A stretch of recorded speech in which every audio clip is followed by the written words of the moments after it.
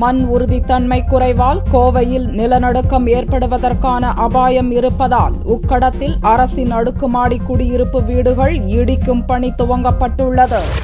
கோவை மாநகராட்சியில் ஜவஹர்லால் நேரு தேசிய நகர்ப்புற புனரமைப்பு திட்டத்தின் கீழ் குடிசைகளற்ற மாநகராட்சியாக மாற்றும் பொருட்டு நகர்ப்புற ஏழைகளுக்கு அடிப்படை வசதிகள் செய்து தரும் திட்டம் செயல்படுத்தப்பட்டுள்ளது.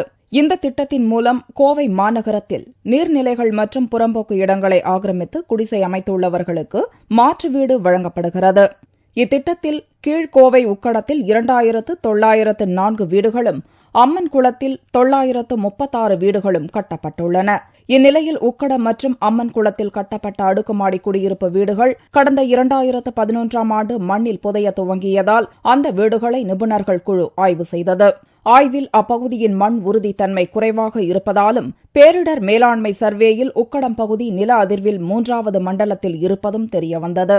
மேலும் அந்த பகுதியில் 3 தளம் வரை மட்டுமே கட்ட வேண்டும் என்றும் நிபுணர்கள் குழு அறிக்கை அளித்தது. இதையடுத்து தரைத்தளம் மற்றும் 3 தளம் மட்டும் கட்டவும், அதற்கு மேலுள்ள 2 தளங்களை இடிக்கவும் முடிவு செய்யப்பட்டது.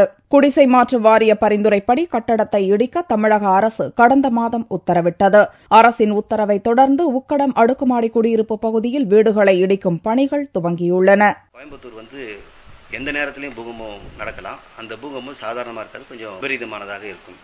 இந்த நிலையில மண் ரொம்ப மிருதுவாக இருக்கக்கூடிய பகுதி, குளம் குட்டைகள் பக்கத்தில் இருக்கிற இடத்துல, சதுப்பாக இருக்கிற இடத்துல கட்டடங்களை கட்டுறது ஆபத்தானது. மேலும் இந்த கட்டடங்கள் ரொம்ப உயரமாக பல அடுக்குகள் கொண்டதாக இருந்ததுன்னு சொன்னால் அது நூற்றுக்கணக்கான மக்கள் வாழக்கூடிய ஒரு இடமாக இருக்கும். அப்போ ஒரு பில்டிங் கீழே விழுந்தாலும் கூட நூற்றுக்கணக்கான உயிர் சேதாரம் நடப்பதற்கு வாய்ப்பு அதிகமாக இருக்கிறதுனால கூடிய வரைக்கும் உயரமான கட்டிடங்களும் இந்த குளம் குட்டைகள் அருகையில் இருக்கக்கூடிய உறுதியற்ற மண்ணில் கட்டுவது தவிர்க்கலாம்னு நினைக்கிறேன்.